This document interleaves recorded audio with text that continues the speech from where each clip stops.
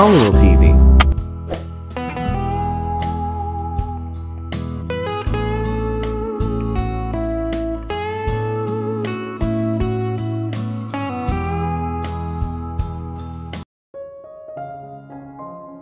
He doubted it. Ang sabi nito ay may pagkamanang daong babae. Hindi ganun ang tipo niya. Ayaw niya ng kiming babae.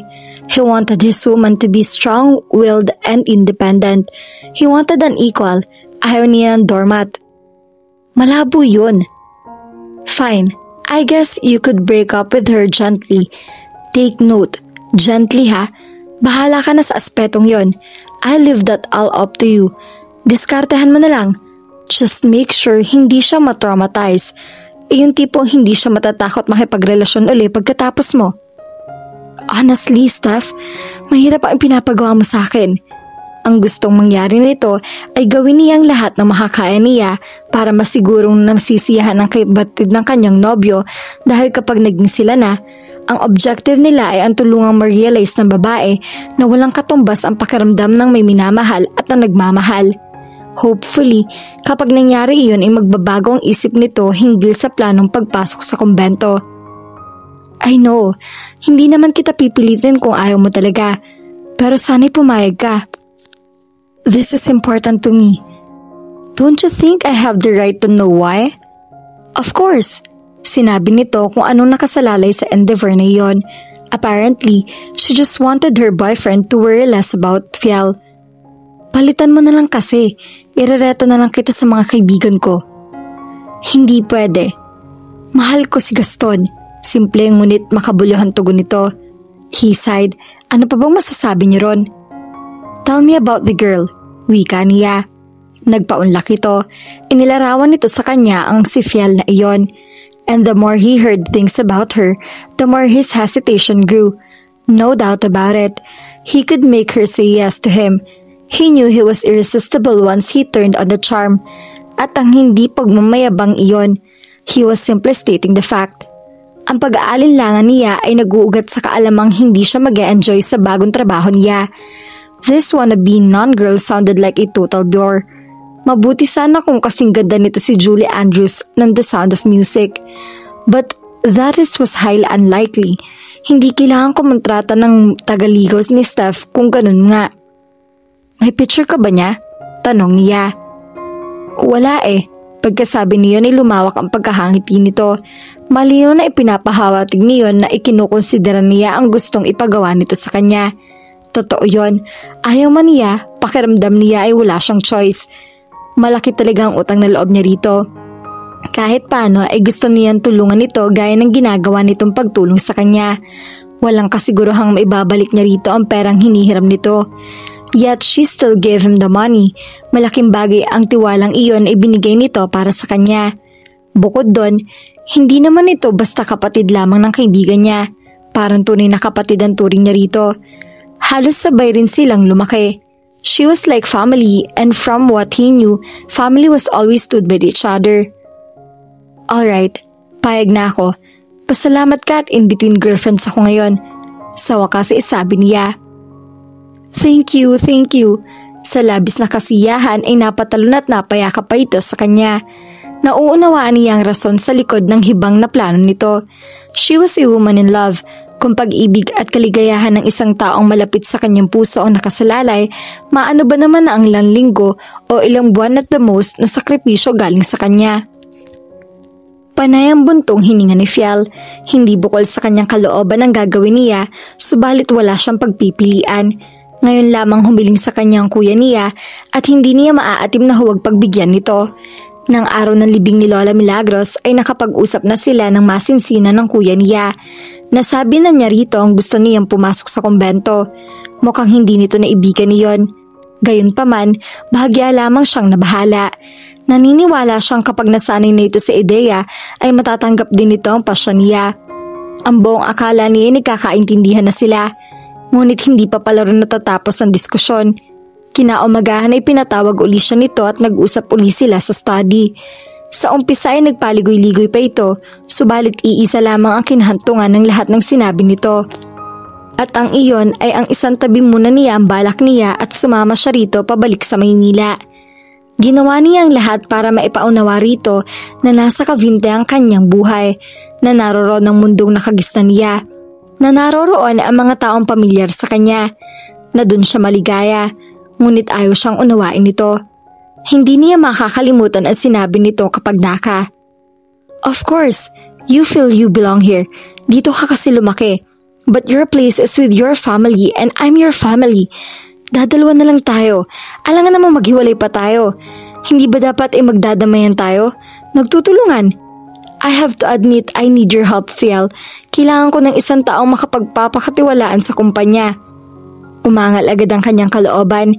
Hindi niya makita ang sarili na nagtatrabaho sa Alcantara Furniture and Fixtures o AFFI. Iyon ang pangalan ng kumpanya nila na nasa paggawa at pag-export ng mga muebles ng linya. Tinanong niya ito kung bakit siya ang napipisil nito, gayon nakakasiguro siyang maraming iba na higit na marunong at mas nararapat kaysa sa kanya. Simple lamang itunugon nito. Ayon dito, iba pa rin daw ang kadugo.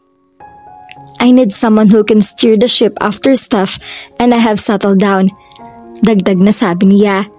Sa narinig niya ay tila makapal ang kortinang nahawi pabukas sa kanyang isip. Kaya pala sa edad na 36 ay hindi pa rin lumalagay ito sa tahimik. Ay dahil ipinili nitong isang tabi ang personal na buhay para mapaglaanan ng panahon ang family business nila. Bakit hindi agad niya nakita iyon? Noon lamang naging klaro sa kanya ang mga sakripisyo nito para sa kanilang pamilya. Mga sakripisyong ni minsan ay hindi niya napahalagahan at hindi nito isinumbat sa kanila. Ayoko maging absentee husband pero ayoko rin pabayaan ng kumpanya. I need help. I need your help. Maasahan ba kita, Fiel? Hindi naging madali para sa kanyang tumugon. Ayaw talaga niya, ngunit naisip niya sa loob ng maraming taon ay inihuli nito ang sarili nito. Inuna nito ang pagpapatakbo sa negosyo ng pamilya, hindi para sa sarili nito, kundi para sa kapakanan nilang tatlo ni Lola Milagros upang maging maalwa ng kanilang mga buhay. Panahon na para siya naman na magsakripisyo. Nararapat lamang na siya naman ngayon ang magbigay. Ganun na naman ang buhay, bigayan lang. Sa kinatapusan ay nagpasya siyang isang tabi muna ang kanyang pangarap.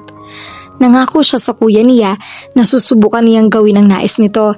Hanggang doon lang muna ang kaya niyang ibigay rito. Titingnan niya kung mapapanindigan niya ang tungkuling iaatas nito sa kanya. Ipinaliwanag niya rito na pipilitin niyang gawin ang lahat na makakaya niya, pero kung sa kabila ng lahat ng iyon ay hindi pa rin siya magtatagumpay, ibig sabihin ay may ibang plano para sa kanyang Diyos. Ayon dito, gusto lamang nitong subukan siya. Sa kasalukuyan ay lulan siya ng van at patungo na sa Maynila. Nauna nang bumalik sa lungsod ang kuya niya at si Steph. Ang usapan nila ay susunod siya sa mga ito pagkaraan ng 1 linggo. Nagdaan ng mga araw nang hindi niya namamalayan. Kamumukat-mukat niya ay tapos na ang 1 linggo. Napalugit niya, kaya hayun siya ngayon. Si Mang Anding ang nagmamaneho sa kotse. Sa Maynila na ito madedestino para magsilbing personal driver niya. Tanging ang kusinera nila na si Nana Maria at ang asawa nitong si Mang Herber, ang hardinero nila ang naiwan sa matandang bahay sa Laguna. Tanghali na nang sapitin nila ang EDSA. Natuklasan niyang bagaman maraming nagbago mula nang huli siyang tumuntong doon, ay marami rin naman ang nanatiling tulad ng dati. Maingay, marumi at nagsisikipan pa rin ang mga sasakyan sa kalsada. San bang tuloy natin, Ma'am Fiel? Tanong sa kanya ni Mang Anding nang nasa Makati na sila.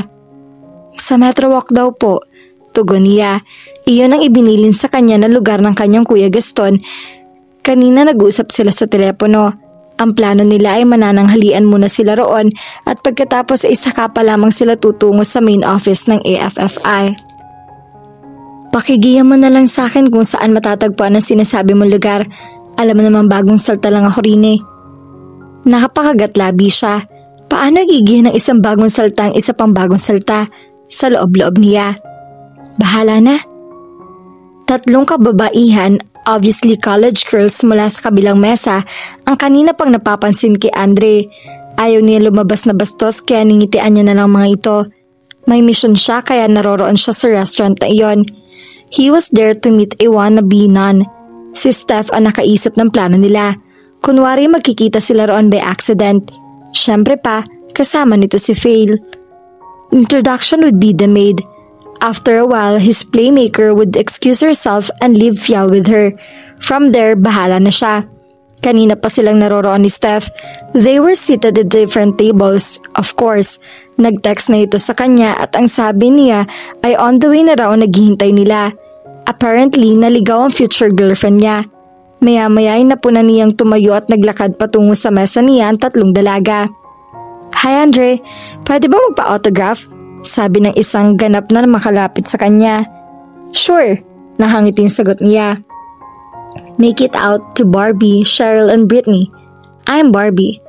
Atas at pakilala ng pinakamatangkad sa tatlo. Mukhang descendant ito at pamosong doll line. She was a stunner. "I'm Cheryl," said the cute and chubby one. "And I'm Brittany," said the girl with the Morena beauty. Pinirmahan niya ang notepad na inilahad ni Barbie. As always, he punctuated his signature with the number 20.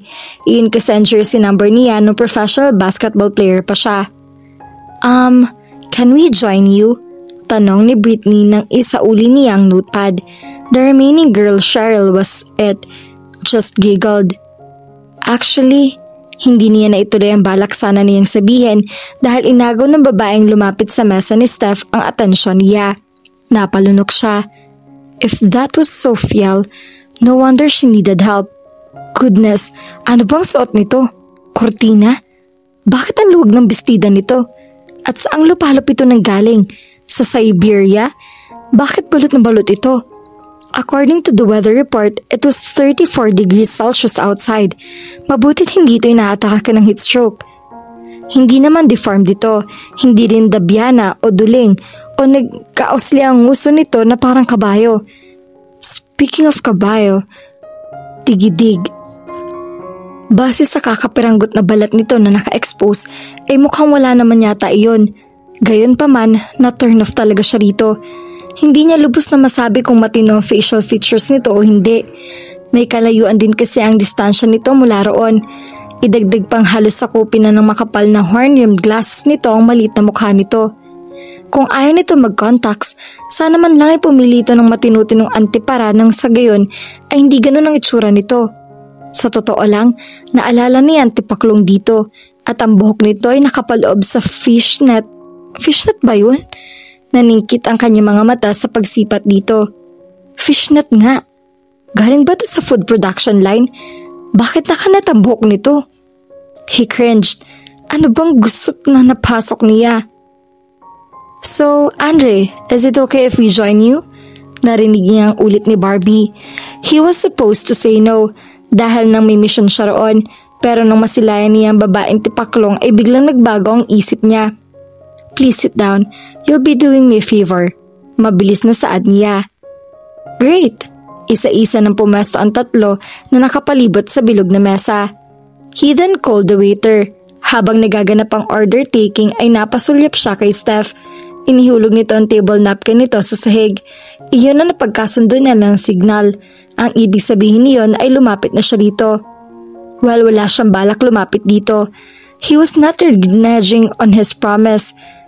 Pero kung ganun kasagwang itsura ng didiskartehan niya, hindi niya gagawin niyon at pampublikong lugar pa. Nakakahiya.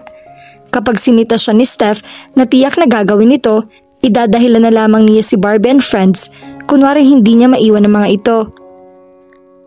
Nagtataka si Phil kung bakit nakakunot ang noo ni Steph. Napaparanoid lamang ba siya o totoong may nagawa siyang hindi nagustuhan nito? Hindi niya masabi dahil hindi niya kilalang lubos ang ugali nito. Tuwing may okasyon lamang sa kavinti niya nakakasalumuha ito. Napunan niyang nahulog na naman ang table napkin nito. Kanina pa niyang napupunan na maya't mayang nahuhulog yon. May pagka-buffer fingers ba ito? May problema ba, Ate Steph? Tanong nito nang hindi siya makatiis. Aha, tila nun lang bumalik sa kanya ang atensyon nito. Ang sabi ko, may problema ba? Mukha kasing balisa. Walang problema. Nagkibit balikat at ipinagpatuloy na lamang niya ang pagkain. Nang dumating siya sa restaurant na iyon, ay laking gulat niya na ito ang natagpuan niya. Ayon dito, nagkaroon daw ng emergency meeting ang kuya niya kaya ito na lamang ang nakipagtagpo sa kanya. Sa AFFI din ito nagtatrabaho bilang isang executive. Iyon na naging daan para makilala ito ng kuya niya. Naisip niyang mainam na ring hindi marating ng kanyang kuya na sa tagpuan dahil nagkaroon sila ng mahaba-habang panahon ni Steph para magkausap. Kung magiging sister-in-law niya ito, mabuting habang maaga ay makakapagpalagayan loob na niya ito. Maya-may napakunot noo siya. Nakita kasi niyang tila may pinandidilatan nito sa gawing dukuran niya. Ano nangyayari dito? Bakit kakatuwa itong umakto? Gusto na tuloy niyang isiping may tililing ito sa utak. Hindi ito tumigil sa ginagawa. Aktong lilingon na sana siya pero makita niya ng kung sinong nakausap nito. Pero napansin siya nito. Maagap na tinapik nito ang braso niya para hulihin ang atensyon niya. So, tell me, Fial, nasabi na ba sa'yo ni Gaston kung anong magiging trabaho mo sa EFFI? Tanong nito.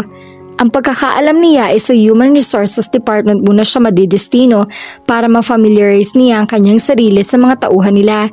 Iyon ang sinabi sa kanya ng kuya niya at iyon din ang sinabi niya kay Steph. Good, that's good.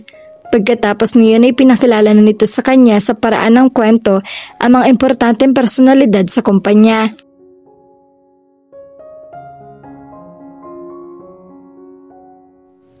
At dito na po nagtatapos ang ating kwento. Sabay-sabay po nating abangan ang susunod na kabanata. Maraming salamat po. God bless and stay safe.